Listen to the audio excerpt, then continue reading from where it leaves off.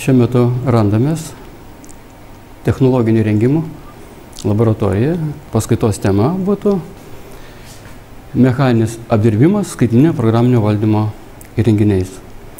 Įrenginiai šiuo metu mūsų laboratorijoje yra du toje laboratorijoje. Tai yra skaitmeninio programinio valdymo staklės EMCO MIL 5.5 ir tekinimo staklės EMCO TORN 5.5. Kas tai yra technologiniai įrenginiai? Technologiniai įrenginiai į tą grupę eina visas staklių grupės ir kiekviena grupė turi labai daug tipų. Pavyzdžiui, tekinimo staklių grupė. Šitą tekinimo staklių grupė turi revolverinės, galinę tekinimą, daug peilės tekinimą ir skaitmeninio programinio valdymo staklės. Ten visų neišvardysiu, taip yra. Kita grupė būtų gręžimo ištekinimo staklių grupė, taip pat turi labai daug tipų. Trečia grupė būtų tai šlifavimo staklių grupė. Labai daug tipų, plokščio, apvalaus šlifavimą, becentrinio šlifavimą. Jos yra paprastos į skaitmeninio programinio valdymą. Ir taip toliau yra frezavimo staklių grupė, taip pat yra labai daug tipų. Pradedam, sakysim, būtų paprastas frezavimo arba tekinimo. Ten visus veiksmus atlieka darbininkas, visus judesius suteikia stakliam. Tai yra rankiniu būdu. Rankom valdo rankenėlę sukinėja, įjungia tam tikras pastamas suteikia, įjungia suklį. O jau skaitmeninio programinio valdymo staklės skiriasi tuo, kad visus judesius viską daro staklės automatiškai pagal parašytą programą, kurią mes jums pademonstruosim ir parodysim, kas tai yra. Tai yra speciali mašininė kalba, kur visas komandas užrašomas GM funkcijom.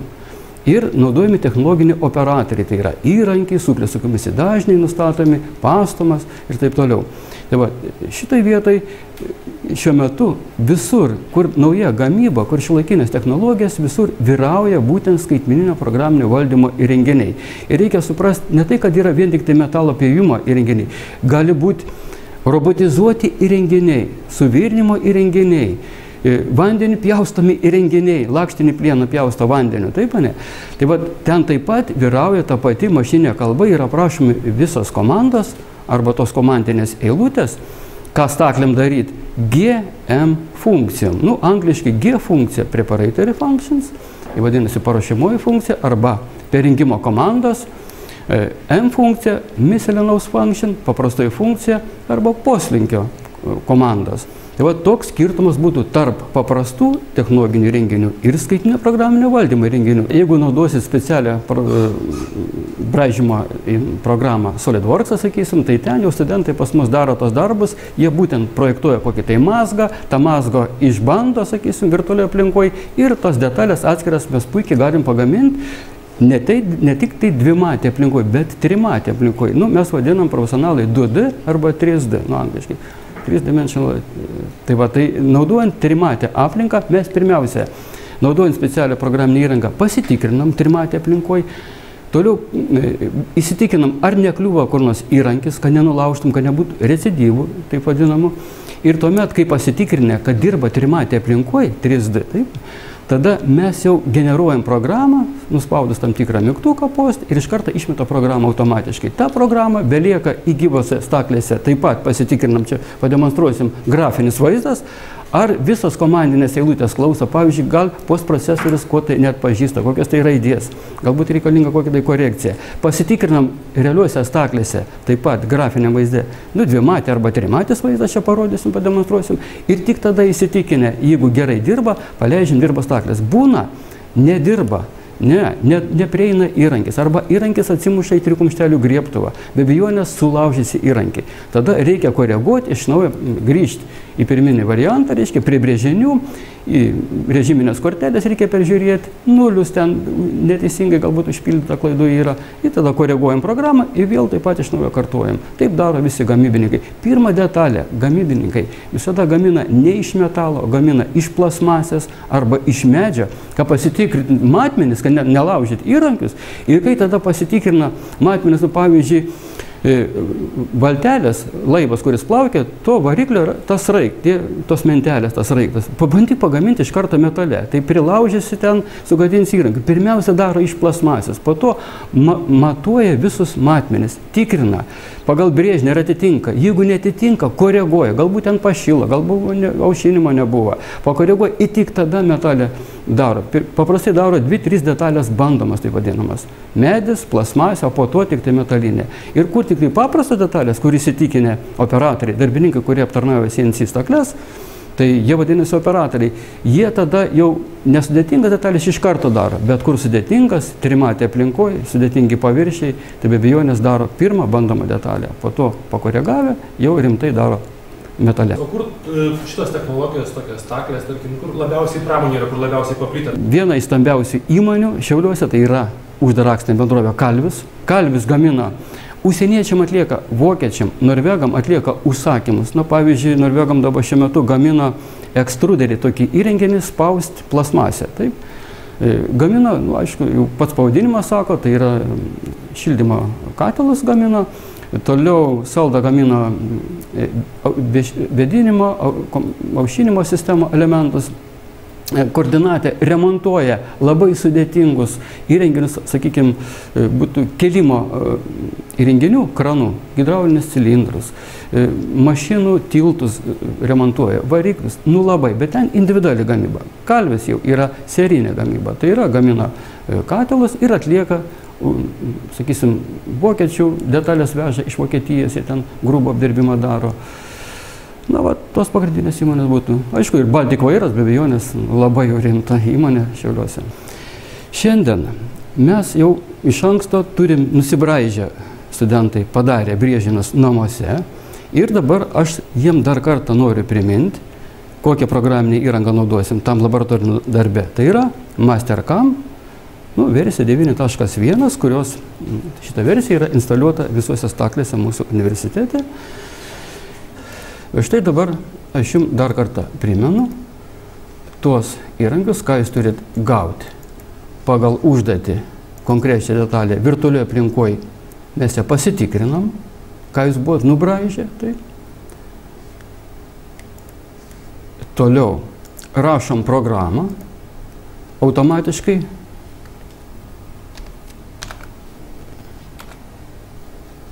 parašom programą, programa jau yra pateikta, kurią tą programą parašius reikia įkelti per USB jungti į konkrečias stakles, tai yra įtekinimą arba frezavimą, ir toliau kitas procesas tai būtų tų tekinimo staklių derinimas. Tai yra staklių derinimas jau yra toksai sudėtingesnis procesas. Reikia išmatuoti įrankių ilgį, prisiliesti prie rošinio, parodyti rošinio nulį, nuo kur pradės programa dirbti. Ta mes taip pat pademonstruosim, tai studentai jau turi įgūdžių, jie žino. Ir įdėjus rošinį, iš rošinio mes pagaminsim tą detalę, kuri buvo nubraižyta namuose arba paskaitų metu. Mes ją konkrečią to jums ir parodysim. Taip pat ir kitos staklės. Kitos staklės tai būtų tekinimo, taip pat parodau, pademonstruoju. Taip pat parodysiu, pademonstruoju tekinimo staklės. Tuo aš išeinu. Na, va štai tekinimo staklės. Taip pat mes pabandysim pagal užduotį analogiškai.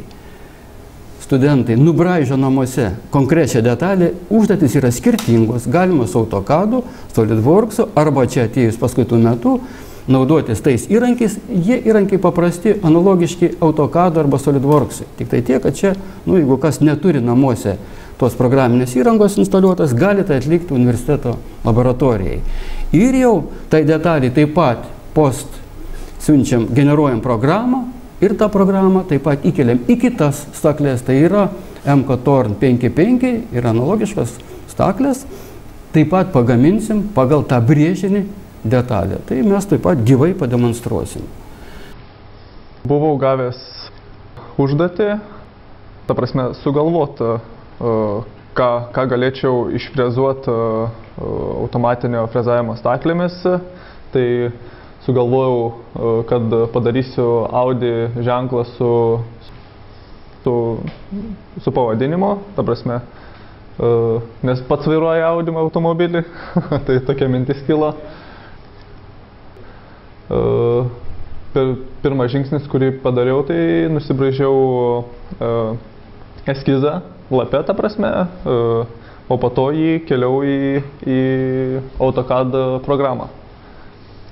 Taip, nubraižiau Audi ženklą, kurį į programinės įrangos pagalba kelsiu į kitą programinę įrangą, kad nuskaitytų kaip kodą ir galėčiau gaminti detalę.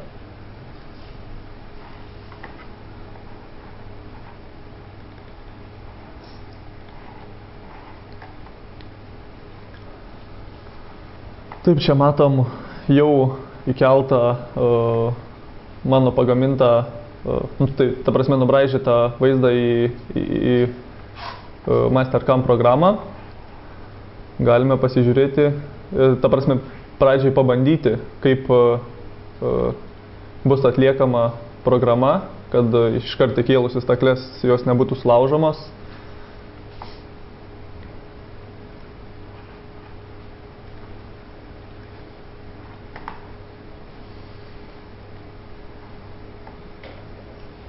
Matome, kaip programa atlieka veiksmus.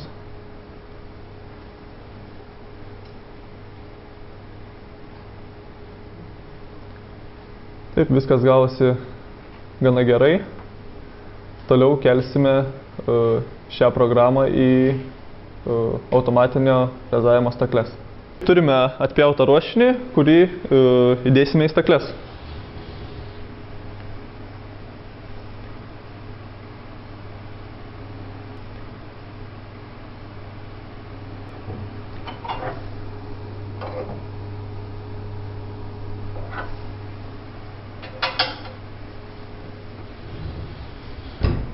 Nustatome staklės į pradinius duomenis.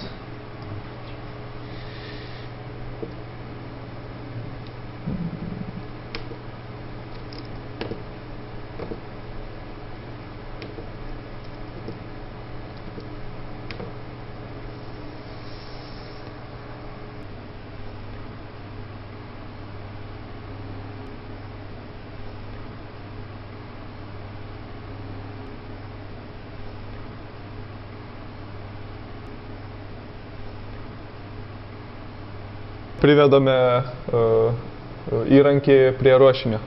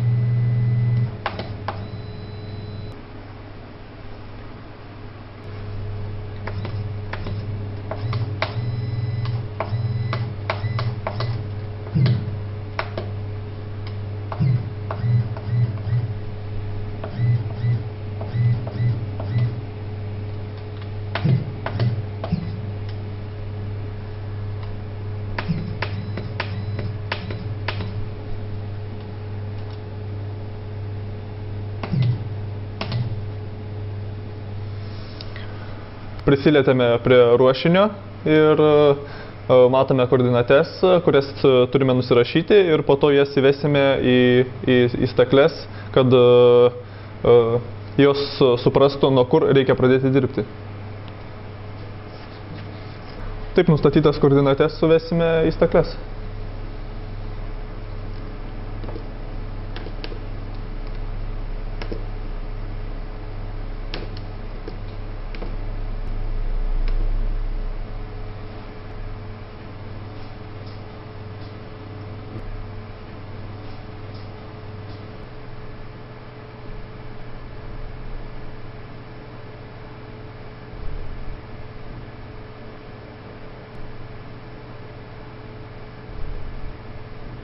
Pasibandom programą, ar jį veikia, ar neiškyla kokių nereikalingų kliūčių.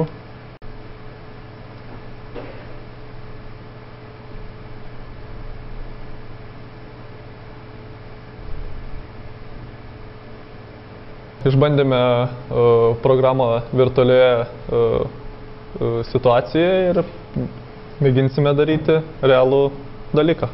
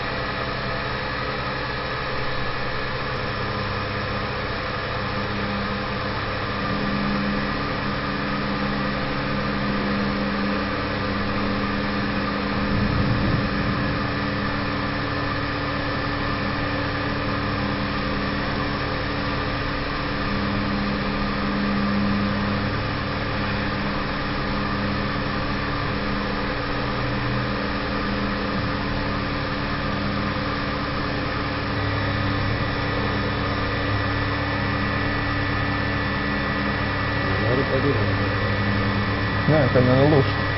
Labai giliai.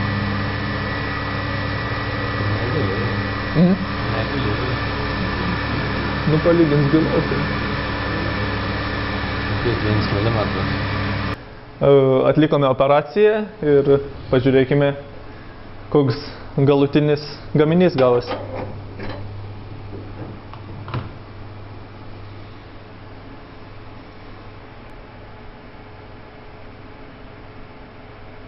Dar vienas skaitinio programinio valdymo stakles turime kitoje laboratorijoje, taip pat norėsim parodyti, tai yra jau studentų kūrybinis darbas, tai yra kolektyvinis darbas.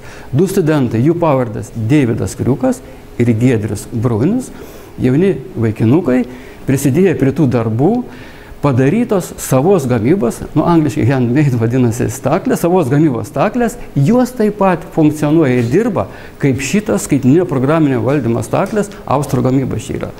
Taip, taip pat mes pademonstruosim, kad galima paprastom sąlygom, mazgus, aišku, kai kuriuos reikia nusipirkti, kai kurios elementus iš užsienio parsisiųsti nepagaminsi, bet tai yra instaliuota, jos taip pat dirba, taip pat kaip šitos staklės, tik tai programinė įranga skirta mėgėjam, neprofesionalam, Mach 3 vadinasi. Ir naudojam braižymo įrankį, tai Aspirus 3, kaip AutoCAD'as būtų analogiškai, kuris taip pat brėžinį pagal užduotį nusibraižai, taip pat parašo automatiškai programą, įkeliam į stakles ir pamatysit, mes pademonstruosim, puikiai dirba tos staklytės. Matome automatinio frezavimo stakles, kurios yra analogiškos kaip prieš tai matytos. Jos yra surinktos šiame Šiaulių universitete, technologijos fakultete. Visos dalys yra užsakytos iš labai skirtingų pasaulio šalių ir buvo laukta, ta prasme, kai kurių dalių net po keletą mėnesių, kol jas atsiūs. Šias stakles pagaminome dėstytojo pagalba, Vitalijaus Skačkovo. Taip pat mes prisidėjome, kaip aš, Deividas Kriukas, dar mano vienas grupiokas Giedrius Bruinius. Šios staklės turi gana daug visokių dalių, tai kai kurios buvo virintos, kai kurios buvo, tarkim, kaip čia buvo tekinta, po to čia matome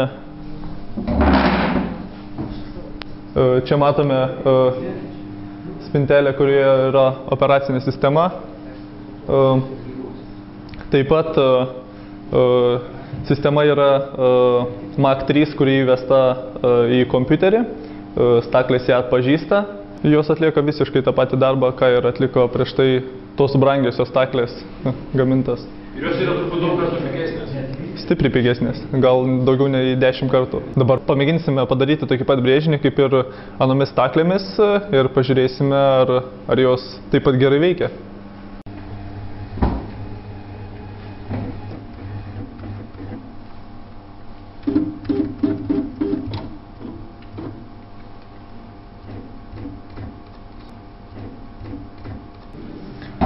Kas gerai prisilietimus padaryti?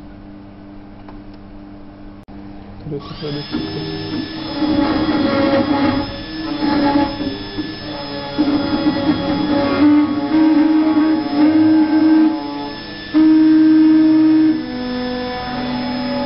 Thank you.